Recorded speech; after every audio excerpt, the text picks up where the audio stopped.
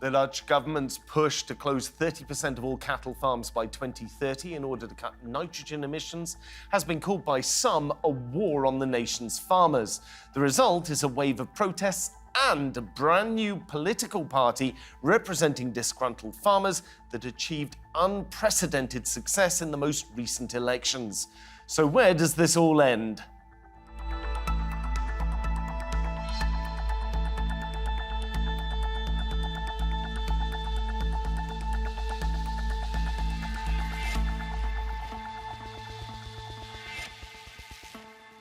Welcome to the programme. I'm Philip Hampsheir.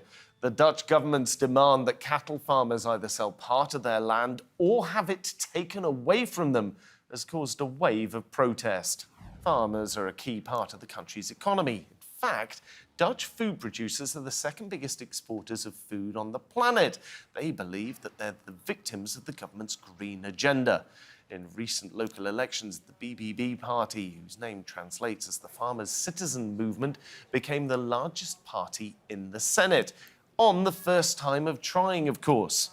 Will either side back down in this increasingly acrimonious dispute? Let's meet our guests. In the studio, we have Louise Manning, who's Professor of Sustainable Agri-food Systems. Meanwhile, in Amsterdam, we have Senay Boztas, who is a journalist who writes on Europe, particularly the Netherlands and Belgium. Meanwhile, we also have Johan Vollenbroek, who is in Nijmegen in the Netherlands. He's chairman of the MOB, an environmental organisation that focuses on stimulating biodiversity and combating climate change. And we have Sietske Bergsma, who is a lawyer and publicist who's in Enkhuizen in the Netherlands. Thank you very much, everyone, for joining me today. If I could start off, Louise, with you. I suppose the first question is, what's the current situation between the Dutch government and the Dutch farmers? What's the source of conflict between the two? So the source of conflict is very similar to many other countries around the world, in that over the last 50 years, the volume of food that has been produced to meet a growing global population has meant that more and more resources have been used to produce that food, and it's had an impact on the climate as a result in terms and the environment in terms of carbon dioxide emissions, methane, the use of nitrogen to accelerate yields or to get better performance in livestock. What we see is a real challenge over how do we produce food in the future, but how do we meet the other demands that we see around reducing greenhouse gas emissions and biodiversity recovery. Johan, let me take this across to Johan. Johan, when people hear about environmentalism and environmental problems coming from the farms, they'll probably start thinking about climate change and thinking, oh boy, this is a problem that's 30 years off again. We've had all of these kinds of discussions going on since the 1980s. But because the Netherlands is a relatively small place and everything's very, very concentrated together, this is having a real impact on the amount of nitrogen in the soil right now, isn't it, Johan? Yes, especially in the Netherlands, because we have the highest cattle density in the world. That's one of the problems. So we are producing a lot of ammonia, which is going into the air, and also methane. So that means that in the Netherlands we have really the problem in a very clear way, I would say. And if you talk to farmers, half of the farmers would recognize the problems, not only in terms of climate change, but also in terms of biodiversity loss. So that is a start of acknowledgement of the problems, and it, of course, should give some acceptance to the farmers that we have to, that they have to go to a transition, especially towards the plant-based products. Sietske, if we look at the environmentalist side of this argument, they'll be looking at the situation and saying, look, we can see in certain parts of the Netherlands, the soil pH is only 3. You can see how much damage some of the nitrogen is doing in the soil here. The farmers are going to have to stop. So what's the farmers' side of this position? Because you're generally speaking supportive of the farmers' argument, aren't you? Yes, very much so. I am. I have reported on the issues that the farmers are facing currently, and they have started in 2019 with protesting against the Dutch government. last summer there has been international attention also from abroad. So that's really positive, because I think that is what is happening is that the climate activism and the policies that we are seeing in the Netherlands right now, of which nitrogen is the invisible enemy of choice, I would say, don't hold themselves to any standards except itself. So they want to protect biodiversity. They want to protect the climate. That is what they are saying. But obviously, politics is also about choices. And so is science in relationships to ethics. And I think it's a scandal of enormous proportions that governments and also the mobilization of the environment, the firm of Mr. Vollenbroek, and those who are supposed to represent our interests are doing everything that's humanly possible to plague and bully citizens, but especially farmers and fishermen also, into giving up altogether, leaving their businesses that they have built for generations. And there's no concern, there's no balance of values. Like, what happened to individual freedom and the right to have our homes and to have our businesses? And I think we have, in the Netherlands especially, has become like this globalist epic center of the climate agenda. And well, let me come back to that in just a second. Senay, let me ask you for your position on this. Well, I think that both Mr. Vollenbroek and Ms. Bergsma have got a point. A lot of people in the farming field feel that they're being unfairly targeted when other major polluters are not yet being targeted. So people like Schiphol Airport or Shell or Tata Steel. There are lots of companies that are major polluters, and there exists supposedly a list of 3,000 of these people, which I've been trying to get my hands on, but seems to be deeply sensitive. Equally, for decades, Dutch farmers have been emitting more than they're supposed to be emitting in terms of pollution. So it's not a new problem that they've been going over the so-called nitrogen limits, nitrogen compound limits. For years, they had an exemption from Europe to produce more manure than everybody else. And as Mr. Vollenbroek points out, we have an awful lot of livestock farming for quite a small country here. We've got 18 million people and we've got more than 100 million forms of livestock. So you're seeing what's going to be potentially a global problem very acutely now in the Netherlands, and the farmers feel very victimized.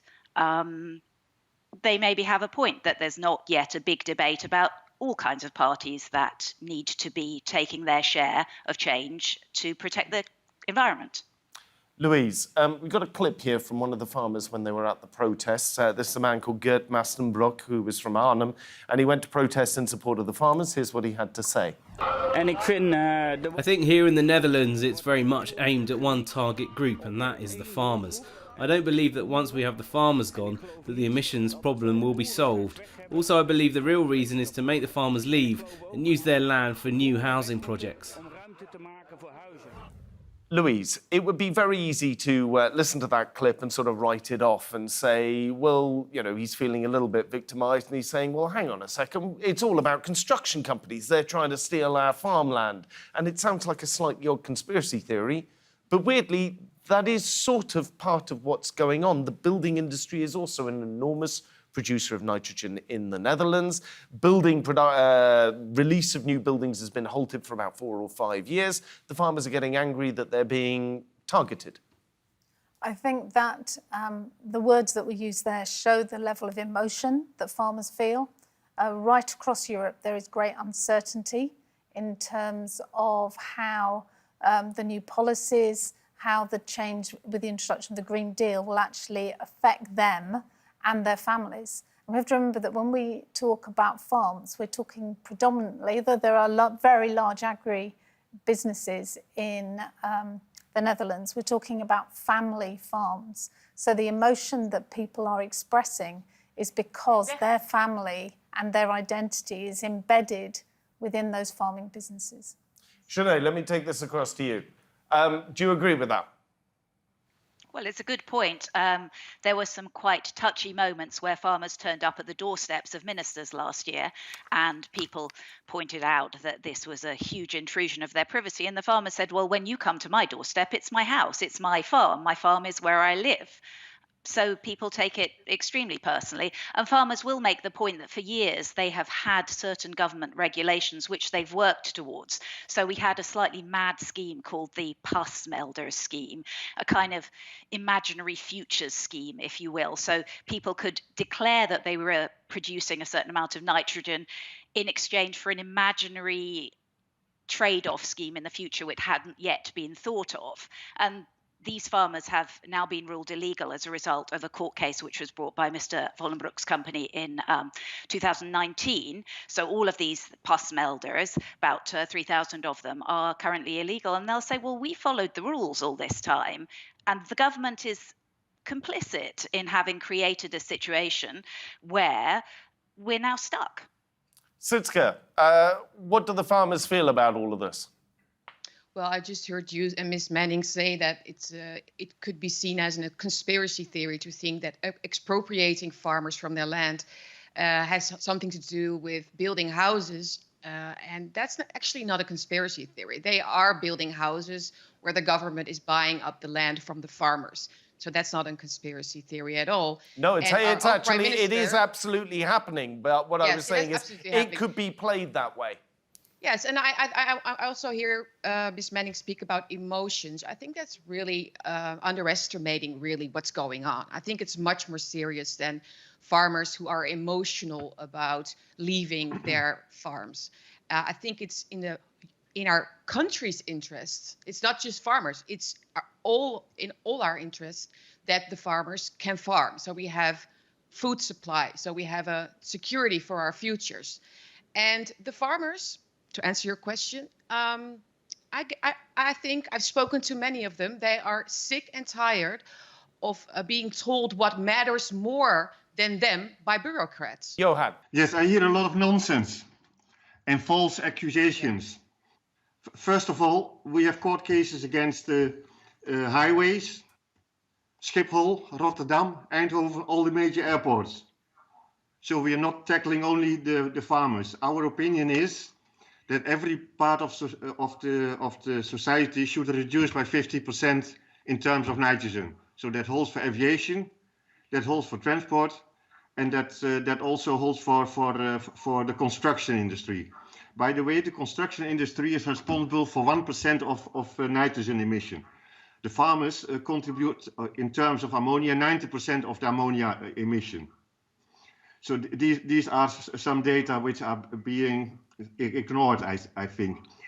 I hear talking about family farmers.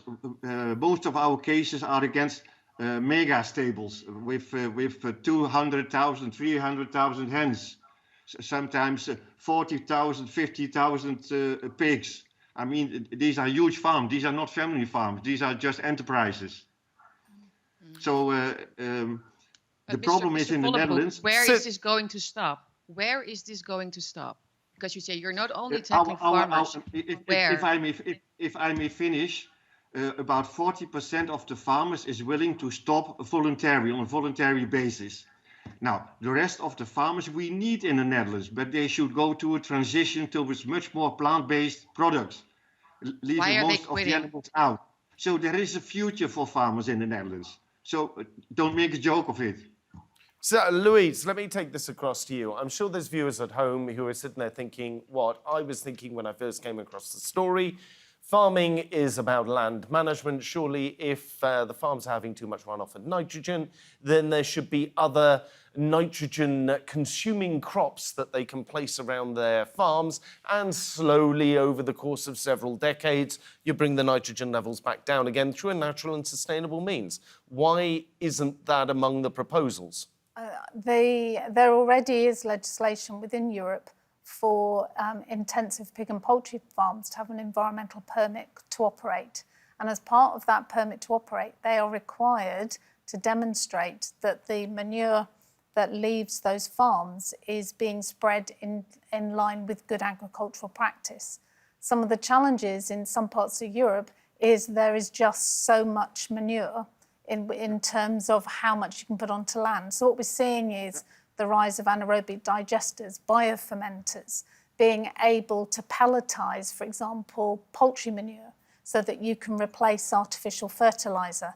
The challenge is the technology and the science is not going at the same pace as the discussions that are happening in the Netherlands. So although scientists in Europe are looking at how they can address some of these actions, it's not fast enough for when the 3,000 names are identified. Well, that has to be the next question here, which is we've just been through a fertiliser crunch over the last 2 years because of high natural gas prices, because of high oil prices, the war, the conflict between Ukraine and Russia. And here we're saying, well, we've got too much nitrogen in this one place. Well, we've got too much nitrogen produced by livestock. And when we look around the world, we can see both artificial fertiliser being used, depending on the farming system, because some don't use artificial fertiliser, and also we have large numbers of livestock. In order to supply meat and dairy products at the price that it's sold in the supermarkets, what we've seen over a large period of time is consolidation to some of the larger farms you would describe.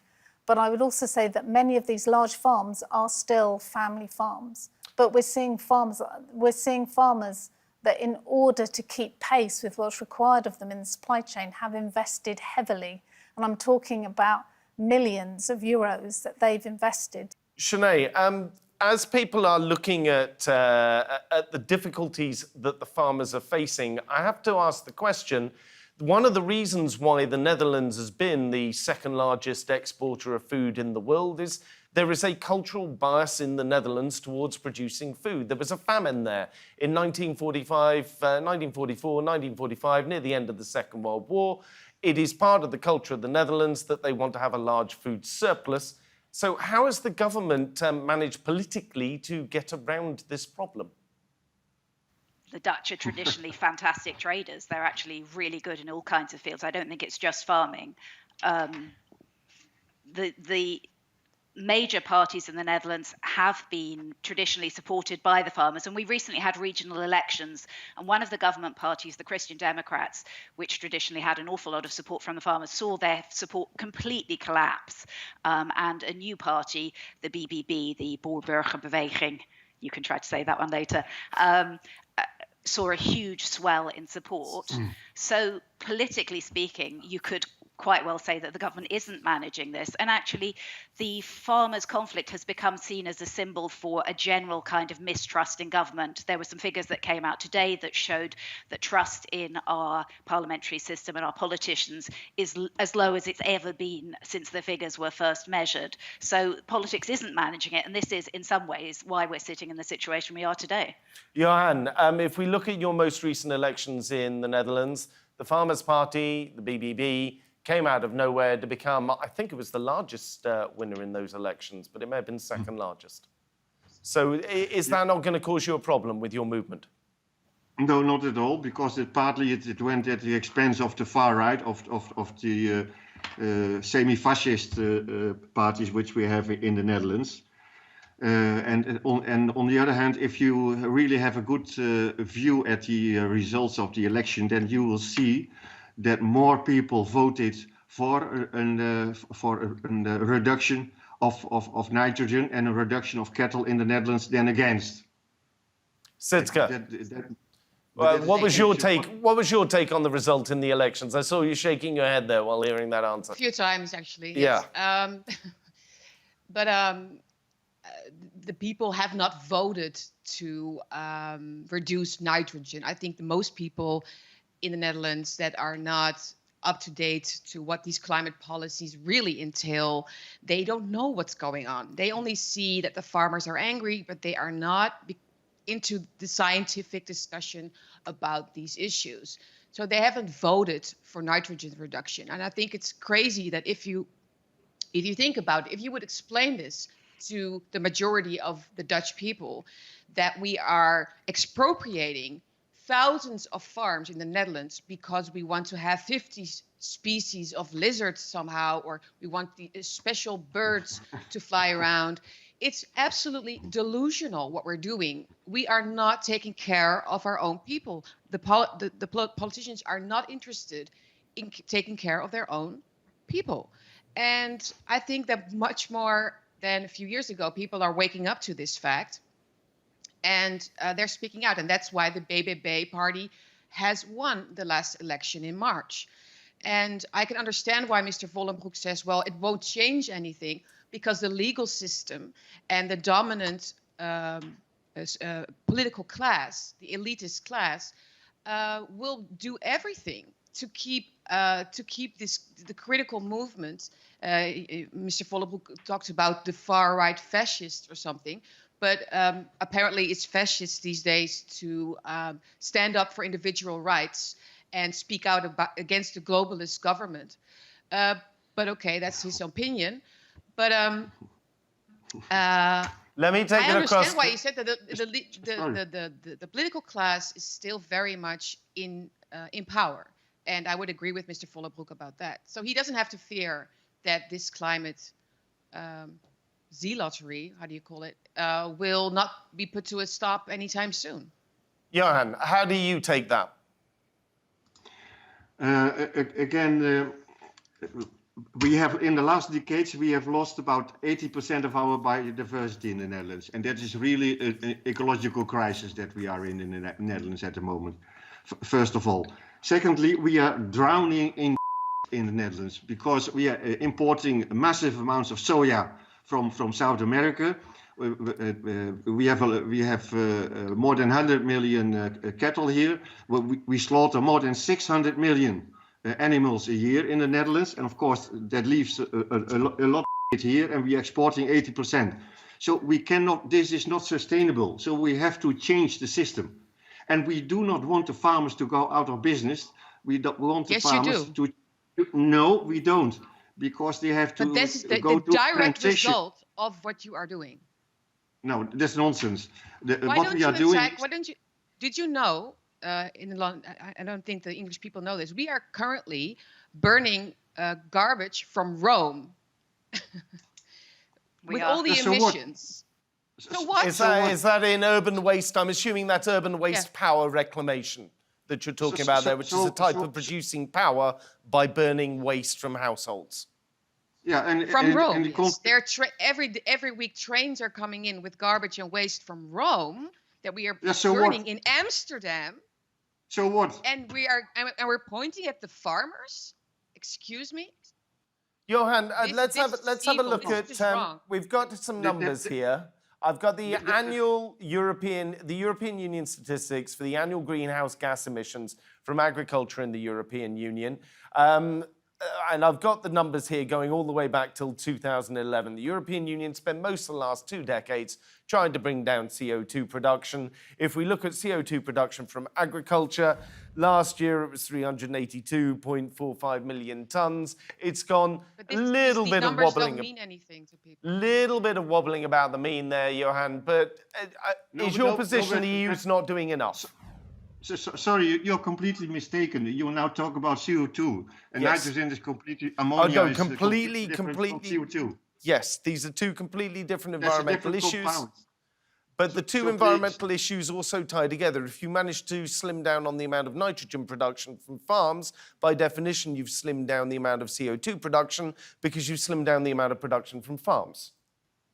Yes, but the ecological problem that we have in the Netherlands, which is really a crisis, that's an ecological crisis, and that has to do primarily with ammonia and nitrogen coming from this oversized livestock that we have in the Netherlands. And therefore, in our opinion, and in the opinion of many people in the Netherlands, this livestock should reduce substantially. Because you also should realize that all those intensive farming, what we have in the Netherlands, this is causing famine in the rest of the world.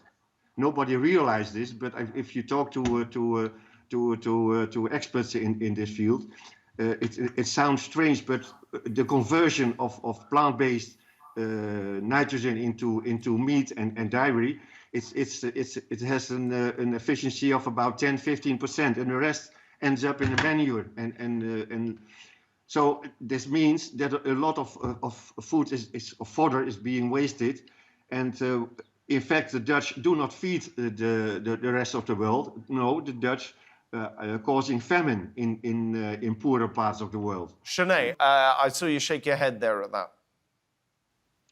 I understand what he's saying, but it's an interesting way to look at it. One thing I wanted to say was Ms. Bergsma was talking about expropriation of farmers. That's forcible buy-ups. And actually, that is not really on the table at the moment. That would be extremely politically sensitive.